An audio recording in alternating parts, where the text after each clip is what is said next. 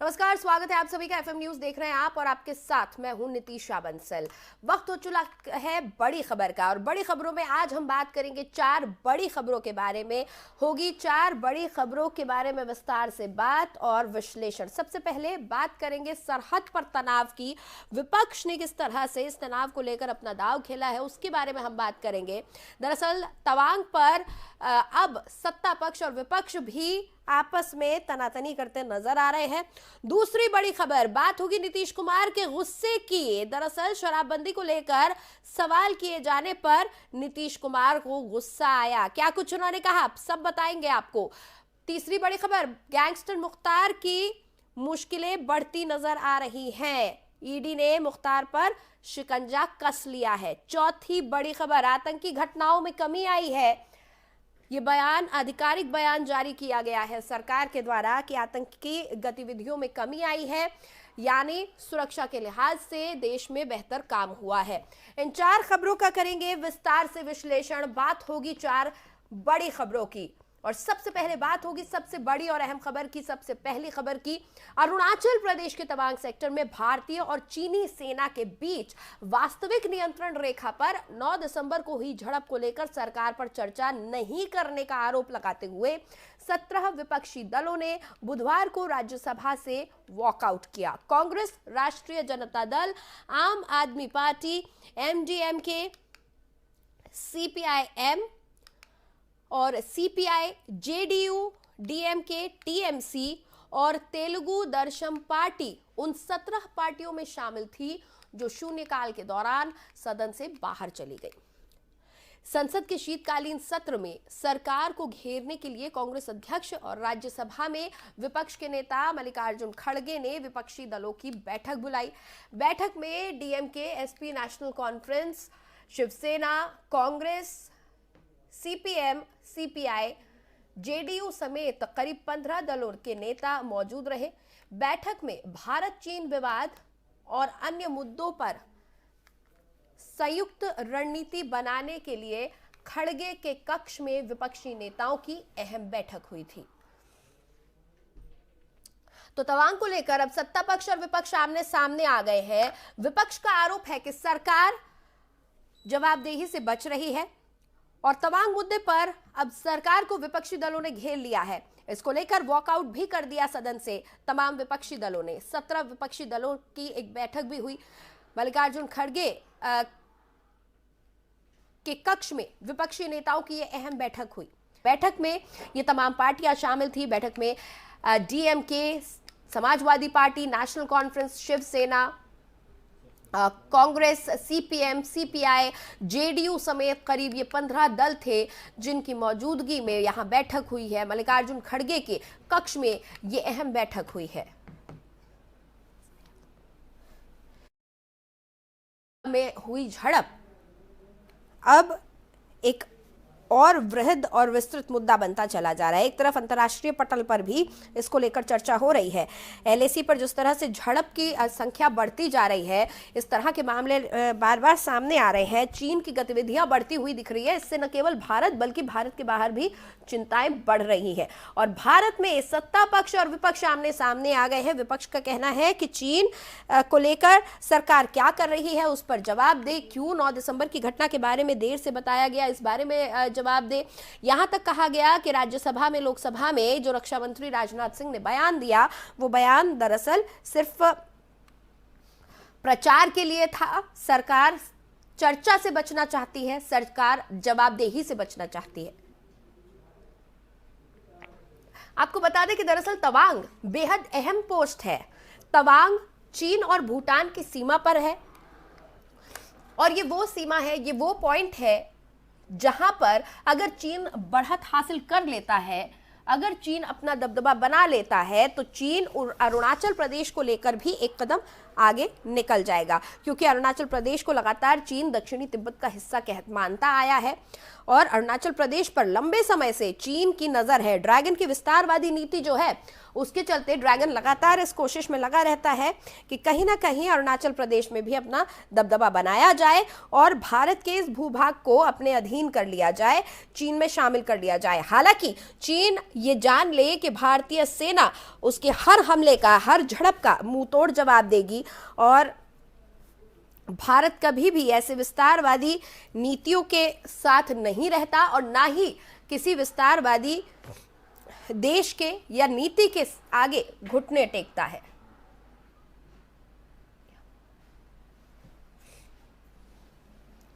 तो अरुणाचल प्रदेश के तवांग में जो झड़प हुई 9 दिसंबर को, उसके बाद लगातार सत्ता पक्ष और विपक्ष आमने सामने आ गए हैं। इस मुद्दे को लेकर विपक्ष सरकार को घेर रहा है। विपक्ष का कहना है कि सरकार जवाबदेही से बच रही है।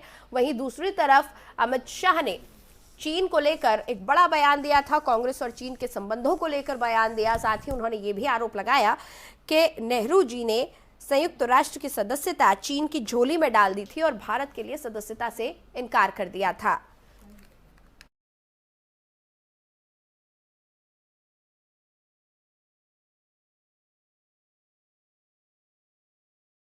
चलिए अब बात करेंगे दूसरी बड़ी खबर की। बात होगी बिहार की। दरअसल बिहार में शराबबंदी के बावजूद एक बार फिर से जहरीली शराब का तांडव सामने आया है। इस बार छपरा जिले के मशरक और ईशुआपुर में दर्दनाक हादसा हुआ है। दरअसल यहां पर जहरीली शराब के कारण 20 लोगों की मौत हो गई है और कई गंभीर रूप से बीमार बताए जा रहे हैं, जिन्हें अस्पताल में भर्ती करवाया गया है। उनका इलाज चल रहा है। कई लोग मौत से लड़ रहे हैं अभी भी। शराब से हुई मौत का यह मामला बिहार विधानसभा में जोर शोर से उठाया गया, लेकिन इस दौरान एक ऐसा वाक्य आया जब मुख्यमंत्री नीतीश कुमार ने विधानसभा में अपना आपा खो दिया। दरअसल मामला शराबबंदी से जुड़ा हुआ था। सदन में जब विपक्ष ने शराबबंदी को लेकर बिहार सरकार से विपक्ष ने जब सवाल पूछे तो सीएम नीतीश अपने गुस्से पर काबू नहीं कर पाए और सदन में ही भड़क उठे। सदन में प्रश्नकाल के दौरान सीएम नीतीश विपक्षियों पर आक्रामक नजर आए और विपक्षियों से भिड़ गए। लंबे समय से विपक्ष सरकार पर आरोप लगाती रही है कि बिहार सरकार शराबबंदी में फेल हो गई है। पहले ये काम राजद के सदस्य करते थे और अब बीजेपी सरकार को शराब के मामले पर घेर रही है। लेकिन ये तय है कि जिस तरह से बिहार में शराब को लेकर खबरें आती हैं, ये सरकार के लिए अब एक मुश्किल बनती चली जा रही है। खासकर आज जब 20 लोगों की मौत हो गई है जहरीली शराब के चलते और अभी कई लोग अस्पताल में भर्ती हैं, कई उनमें से मौत से लड़ रहे हैं, गंभीर रूप से बीमार हैं। इसके बाद से सरकार की मुश्किलें और बढ़ गई हैं। सवाल पूछा गया सरकार से जब तो नीतीश कुमार इस मामले पर गुस्साते नजर आए और उन्होंने कहा कि जब शराबबंदी की बात हुई तो सारे दल इसमें साथ थे।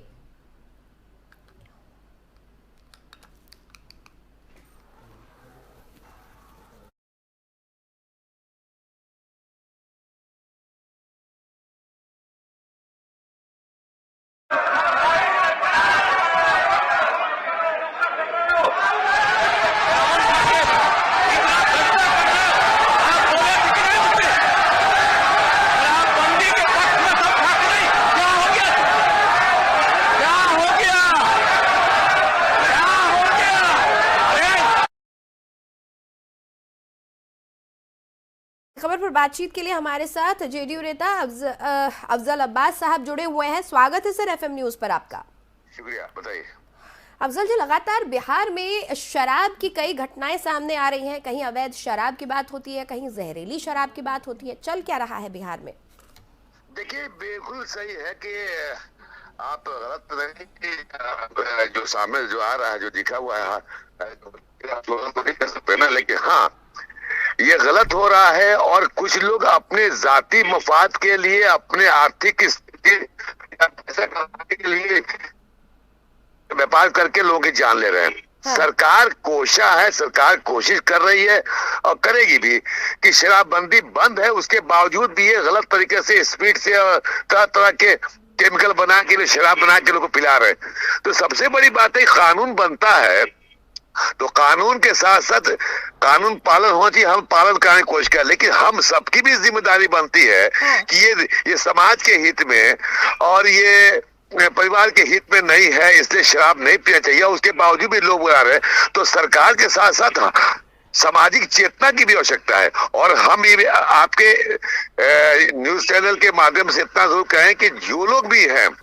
हाँ। लोग धंधा करे पकड़े जा रहे हैं, जेल जा रहे हैं, गाड़ियां सीज हो रही हैं, लेकिन उसके बावजूद भी वो बजिद है कि हम बेचेंगे, तो सरकार अपने चुनौती का सामना करेगी और इनको जो कानूनी प्रक्रिया है उसके हिसाब से उनका इलाज किया जाएगा। सर लेकिन ये कैसी कोशिश है जो पूरी तरह से नाकाम साबित हो रही है? सरकार है, नाकाम सरकार कैसे कोशिश कर रही है, लेकिन ये कैसी कोशिश है? ये अब इसको नाकाम कैसे कहेंगे? आपके घर में हिंदुस्तान में 300 अगर कोई किसी की हत्या होती है तो 20 लोगों का मर जाना, 20 लोगों का मर जाना कोई छोटी घटना तो है नहीं। तो सरकार ने थोड़ी कहा कि आप देखिए, वही बात है ना कि आपको न्यूज को किस एंगल से आप देख रहे हैं। अगर जिसने गलती की सजा होगा, लेकिन कुछ लोग जो कानून को ताक पर रख के गलत काम करेंगे तो हम उसे सजा देंगे। अभी आज की कौन डेट है में सर? अफजल साहब, सैयद अफजल साहब, कौन है कानून का रखवाला? जनता किससे सवाल करे? जनता किसकी तरफ देखे? बिल्कुल सवाल हमसे ही है। तो क्या हम शराब बेचने वाले या शराब बनाने वाले को हम बख्श रहे हैं? आप हमेशा सर खामियां कहाँ है? खामियां कहाँ है? इस बात की जांच कब तक होगी? कब इन खामियों से हम ऊपर उठ पाएंगे? नहीं, खामियां जहां पे है उसको दूर की जाए। लेकिन खामियां, सबसे बड़ी खामियां ये है कि सरकार के साथ साथ हमें भी इसमें सोचना चाहिए। हाँ। हम आम जनता को भी सोचना चाहिए कि जनता के हित के लिए है। लेकिन मैं बार बार कह रहा हूं आपके कि आपसी मुफाद, अपने मुफाद के लिए, अपने फायदा हासिल करने के लिए, लाभ लेने के लिए सर अगर इतने विवेक और इतने जमीर का ख्याल लोगों को होता तो शायद अपराध पूरी तरह से मिट जाता हमारे समाज से। ये शब्द ही ना रहता। क्योंकि विवेक और जमीर नहीं है, इसीलिए अपराध और अपराधियों पर लगाम लगाने का जिम्मा दिया गया है प्रशासन को, पुलिस को। और सरकार की तरफ जनता ये नजर टिकाए बैठती है कि सरकार उन्हें निजात दिलाएगी ऐसे उपद्रवियों से। लेकिन अगर सरकार भी ये कहेगी कि देखिए कोशिश नाकाम नहीं है, लेकिन हमको अपने भीतर झांकना होगा, तो कैसे काम चलेगा? मेरा ये एक एडवाइस था, सरकार अगर किसी को पकड़ के छोड़ रही हो तो मुझे बता दीजिए। आए दिन अखबारों में, आपके टीवी चैनल पे यहाँ इतना कार्टन शराब पकड़ा गया, आखिर कौन पकड़ रहा है? बिहार की पुलिस पकड़, बिहार की सरकार पकड़ रही है। अब कोई पैदल लेके साइकिल में लपेट के और थैला में लेके घूम रहा है, जा रहा है, तो इतनी हिम्मत कैसे है सर? अपराधियों के हौसले इतने बुलंद कैसे हैं? अपराधियों के हौसले बुलंद अगर हैं भी तो हौसले पस्त करने की कोशिश कर रहे हैं। हम पस्त कर रहे हैं, हम पकड़ के जेल के सलाखों में दे तो रहे हैं। हाँ। ऐसा तो नहीं कि हम छोड़े उनको। हाँ। तो अब्बास साहब, हौसले पस्त कीजिए अपराधियों के, ताकि जनता ये कह सके कि हमारा बिहार तरक्की कर रहा है। जो महिलाएं, सबसे आपको शायद अंदाजा होगा कि सबसे ज्यादा महिलाएं त्रस्त होती हैं इस शराबखोरी की वजह से, और यही वजह है। आपको बता दें कि महिलाओं के कहने पे ही मुख्यमंत्री ने बैन किया था, लेकिन उसका कुछ खास फायदा होता नहीं नजर आ रहा है। जनता आप ही की तरफ मुंह बाए देखती है, नजर टिकाए बैठी होती है कि हमने जिन नुमाइंदों को चुनकर भेजा है वो हमारे लिए बेहतर कानून बनाएंगे और कानून को अमल में भी लाएंगे। तमाम वो लोग जो नौकरियों पे बैठे हैं उन पर लगाम भी कसेंगे। मैडम एक और सवाल, इसका जवाब देते हैं। जो लोग कल साथ देते हैं शराबबंदी होनी चाहिए, आई हुई भाजपा के लोग जो है शराबबंदी के मुखालफत कर रहे हैं, उसको तो थे, तो कहीं ना कहीं तो ऐसा भी लग रहा है कि अपोजिशन इसको सुनियोजित तरीके से इसको चला रहा है। सर अगर ऑपोजिशन इतना ताकतवर है तो फिर मुझे लगता है सरकार को और ज्यादा मेहनत करने की, काम करने की जरूरत है, क्योंकि सरकार की तरफ जनता देख रही है। आज बुरे हो गए हम, क्योंकि सरकार की तरफ जनता देख रही है। जनता सिर्फ और सिर्फ सरकार से उम्मीद कर रही है, करेगी। चलिए, बहुत बहुत शुक्रिया अब्बास जी हमारे साथ जुड़ने के लिए।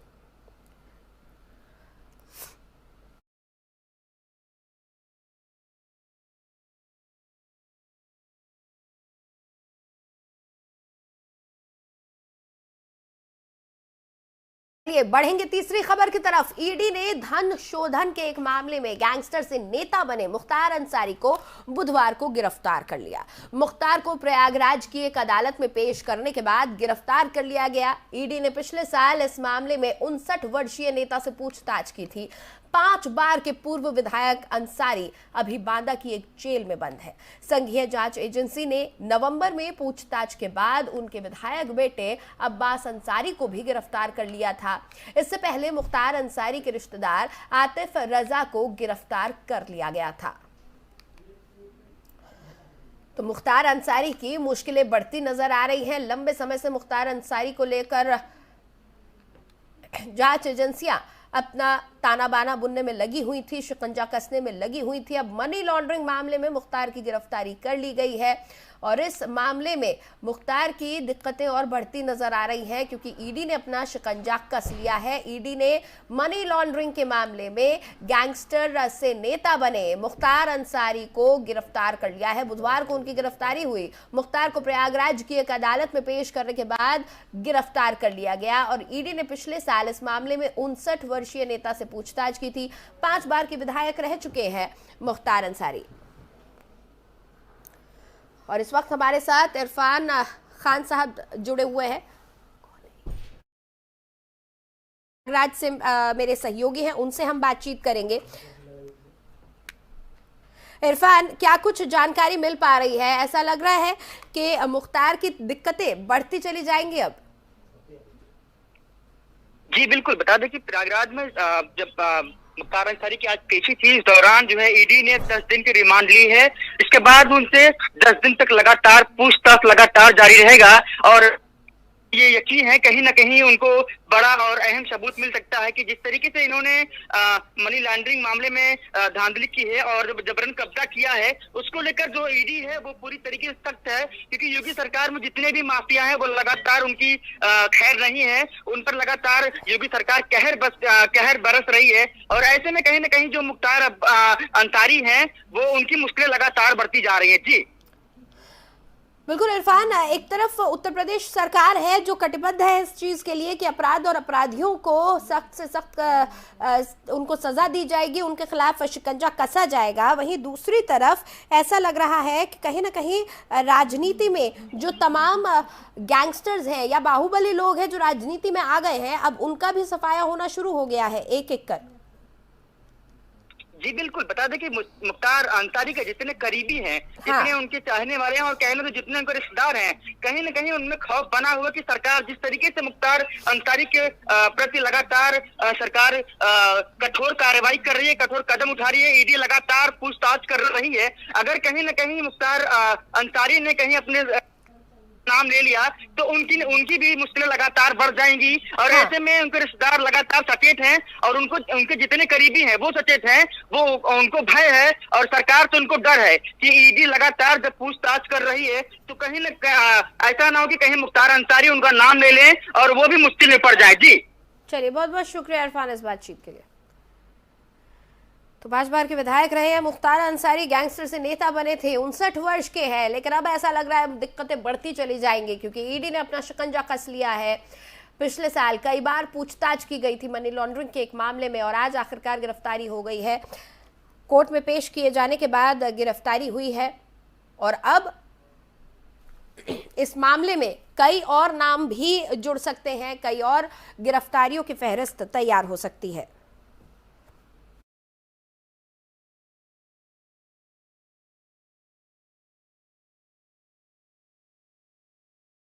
और अब बात करेंगे चौथी बड़ी खबर की। संसद के शीतकालीन सत्र के दौरान केंद्रीय गृह राज्य मंत्री नित्यानंद राय ने राज्यसभा को बताया कि जम्मू कश्मीर संघ राज्य क्षेत्र में इस साल 30 नवंबर तक 3 कश्मीरी पंडितों समेत अल्पसंख्यकों के 14 लोग मारे गए हैं।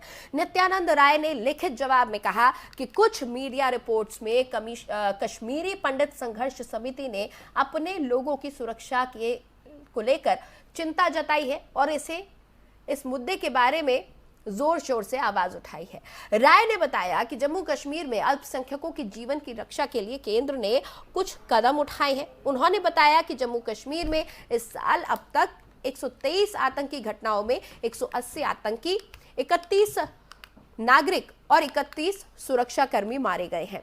उन्होंने राज्यसभा को बताया कि सरकार की आतंकवाद के खिलाफ जीरो टॉलरेंस की नीति है और जम्मू कश्मीर में सुरक्षा की स्थिति में काफी सुधार हुआ है। आतंकवादी हमलों में पर्याप्त गिरावट आई है। जहां 2018 में 417 आतंकी घटनाएं हुई, वहीं 2021 में 229 घटनाएं हुई हैं। तो सरकार का यह कहना है कि आतंकी घटनाओं का ग्राफ गिर रहा है और कई कदम उठाए गए हैं। कश्मीरी पंडितों की सुरक्षा के लिए सरकार कटिबद्ध है, सभी को सुरक्षित रखने के लिए, और तमाम सुरक्षा एजेंसियां भी मुस्तैदी से काम कर रही हैं। दरअसल संसद के शीतकालीन सत्र के दौरान केंद्रीय गृह राज्य मंत्री नित्यानंद राय ने राज्यसभा में बताया है कि जम्मू कश्मीर संघ राज्य क्षेत्र में इस साल 30 नवंबर तक 3 कश्मीरी पंडितों समेत अल्पसंख्यकों के 14 लोग मारे गए हैं।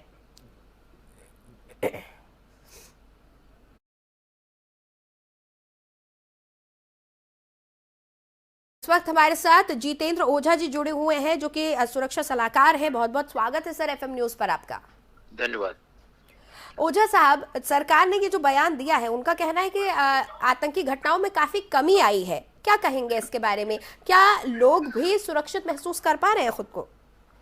देखिए, आतंकवाद हमेशा से इवॉल्व होते रहा है। तो पिछले कुछ सालों में हमारे हमारी काउंटर टेरर कैपेसिटी है या एंटी टेरर कैपेसिटी है वो बहुत मजबूत हुई है और एनआईए के गठन के बाद से जो है इन लोगों ने बहुत सारे प्रिवेंटिव मेजर्स लिए हैं। हाँ। लेकिन साथ में ये भी हो रहा है कि बहुत छोटे मोटे अटैक कभी अब उनको मीडिया में तरजीह नहीं दी जाती है। वजह उसकी ये है कि जब ये आप मीडिया में आप बताते हैं, आतंकी घटनाओं के जिक्र करते हैं, तो होता है क्या है कि आतंकियों को फ्री पब्लिसिटी मिलती है और उनका मोराल बढ़ता है। तो हमारी काउंटर टेरर स्ट्रेटजी बहुत मजबूत रही है, इसमें कोई शक की गुंजाइश नहीं है, और खास करके पिछले कुछ वर्षों में। लेकिन एक बात ध्यान देने की है कि ऑर्गेनाइज क्राइम और सबवर्शन हमेशा टेररिज्म के साथ चलते रहे हैं। तो ये जरूर है कि ऐसी घटनाओं में कमी आई है, लेकिन इसका मतलब ये हरगिज नहीं होता कि हमारे ऑर्गेनाइज क्राइम में कमी आई है। इसका मतलब ये नहीं होता कि सबवर्शन में कमी आई है। जितेंद्र साहब, ऐसा कहा जा रहा है कि कश्मीरी पंडितों की सुरक्षा के लिए कई कदम उठाए गए हैं सरकार के द्वारा, लेकिन बीते दिनों जो हमने घटनाएं देखी उनमें तो ऐसा लगा कि आतंकी बहुत बेखौफ हो गए हैं और अपना जो संदेश है वो बहुत स्पष्ट रूप से सबको दे रहे हैं। लोगों के घरों में घुसकर उन्हें गोली मारी गई है, उनके व्यापारिक प्रतिष्ठानों में जाकर टारगेट किलिंग की गई है, कोई अपने बागों के तरफ जा रहे हैं, सेब के बागान की तरफ जा रहे हैं, वहां जाकर गोली मारी है। तो घटनाएं तो कुछ और बता रही हैं। दो बातें हैं इसमें। वही मैं कह रहा हूं कि ये मान लेना कि आतंकवाद खत्म हो गया है, ये बहुत बड़ी गलतफहमी होगी। और हमारे तमाम बातों के बावजूद हमारे इंस्टीट्यूशंस में बहुत सारी दिक्कतें हैं जी। दो चीजें जब तक नहीं होती, जब तक पाकिस्तान में जो टेरर का इंफ्रास्ट्रक्चर है, अब वो ग्लोबल हो चुका है, सिर्फ पाकिस्तान में ही नहीं है, कई जगह हो चुका है। उस ग्लोबल इंफ्रास्ट्रक्चर के लोगों के दिलों में जब तक भय नहीं होता तब तक ये बात नहीं बनेगी। दूसरी बात ये हुई है कि उन्होंने बहुत रेडिकलाइज किया है कि उनका मकसद ही था कि हिंदू मुस्लिम डिवाइड को किस तरीके से करें। तो इंडियन स्टेट की जिम्मेदारी होती थी कि किस तरीके से इस डिवाइड को हम बहुत स्मार्टली हैंडल करें कि जो फोर्थ फ्रंट पे जो लोग हैं जो इस्लामिक रेडिकलिज्म के खिलाफ बोले, वो हमारे मुसलमान होने चाहिए थे और हैं भी। ऐसी बात नहीं है कि नहीं है। तो ये जो है दो घटनाओं की वजह से ये समस्या निकट भविष्य में खत्म। और लोकलाइट्स का इन्वॉल्वमेंट सर? वही मैं कह रहा हूँ कि जब पॉपुलेशन जो है मैंने बहुत रेडिकलाइज हो चुकी है, हिंदू मुस्लिम डिवाइड हो चुका है, हाँ। वहाँ की वैली का बहुत बड़ा तबका जो है अपने आप को वेस्ट एशियन इस्लामिक सोच से अपने आप को आइडेंटिफाई करता है।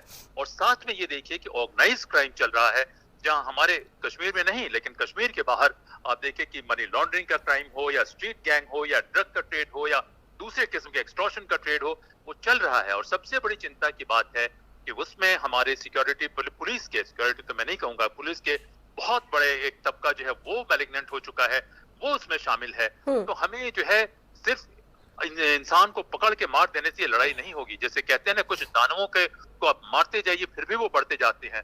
तो ये इस्लामिक आतंकवाद जो है, जो पाकिस्तानी स्पॉन्सर्ड हो, चाइनीज बैक्ड हो, तो सर ये जो गृह मंत्रालय ने जाइए फिर भी वो बढ़ते जाएगा। ओझा सर, गृह मंत्रालय ने जो बयान दिया है कि घटनाओं में कमी आई है, क्या इसमें सत्यता है? देखिए, घटनाओं में तो हम जो मीडिया के बारे में ही पढ़ के हम बता सकते हैं। मीडिया में पढ़ने पे तो लगता है कि घटनाओं में कमी आई है और इसमें कोई शक भी नहीं है। दूसरी बात जो है कि मैं जैसे कहा कि आतंकवाद इवॉल्व कर रहा है। हाँ, ये हाँ। आतंकवाद का जो तरीका है, जो दौर है, वो जी। इवॉल्व कर रहा है। हमारी सिक्योरिटी एजेंसीज की काबिलियत में जरूर इजाफा हुआ है, ठीक जिससे है। घटनाएं कुछ कम हुई हैं। बहुत बहुत शुक्रिया जितेंद्र ओझा सर हमारे साथ जुड़ने के लिए। धन्यवाद, धन्यवाद।